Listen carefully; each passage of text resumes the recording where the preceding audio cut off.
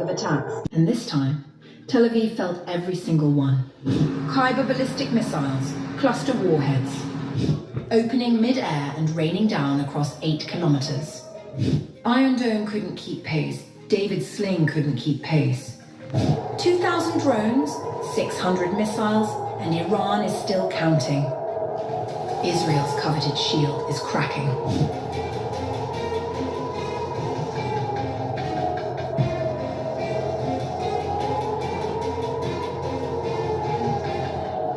Israel is under attack again, and the strikes are getting deadlier by the day.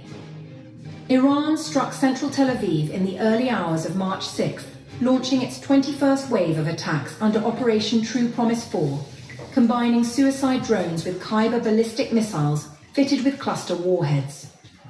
AFP reported 2 near-simultaneous waves of explosions shaking the city, with rocket trails visible as far north as Netanya. Eyewitness accounts and international media confirmed widespread building damage. The Khyber missiles employed a sub-munition tactic that Israel has been tracking throughout the conflict. Alleged footage from central Israel had already captured the weapons in action, showing what the Israeli military identified as cluster bomb sub-munitions raining down during a ballistic missile attack.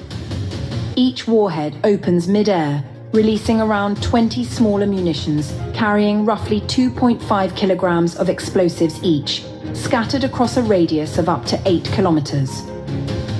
The design is built to overwhelm air defenses, and on March 6th, Iran's military said it did exactly that, with Iron Dome and David's sling both unable to keep pace. Iran's military said more than 2,000 drones and 600 missiles have been fired across 20 waves of attacks since the war began. Israel has been hitting back. An Israeli military spokesperson told a briefing that the IDF has struck 700 targets inside Iran, destroying or disabling 300 of Iran's estimated 450 missile launch platforms.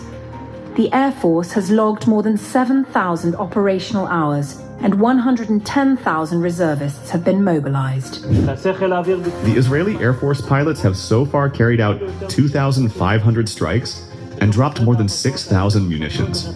Within 24 hours, our pilots paved the way to Tehran. We destroyed about 80% of the Iranian air defense systems, and we achieved almost complete air superiority in the skies of Iran. Thanks to this, and thanks to high-quality intelligence, we are attacking the ballistic missiles that pose a direct threat to the citizens of the State of Israel. We have neutralized and destroyed more than 60% of the ballistic missile launchers. But the numbers that concern Israel most are the ones still to come. Before the June 2025 conflict, Iran held roughly 3,000 ballistic missiles.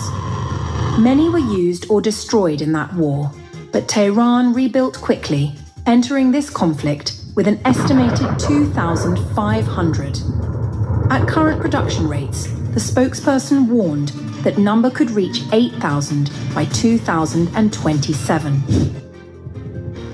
By Saturday, when Operation Lion's Roar began, it had managed to rebuild 2,500 missiles through renewed and mass production.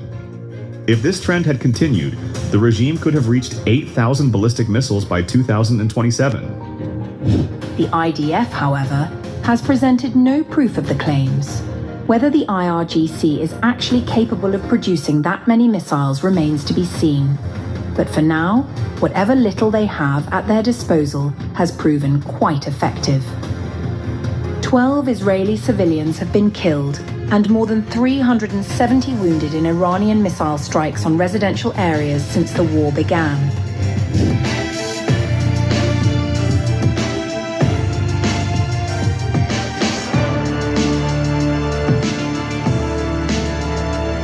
A girls' primary school in southern Iran is at the center of an international controversy after a strike killed scores of children on the first day of the US-Israeli war with Iran. The Shajarat Tayyibeh school in Minab was hit on March 1st during the joint US-Israeli attack. Iranian authorities put the death toll at 168, most of them children, though Reuters could not independently confirm that figure. The school had 264 pupils enrolled.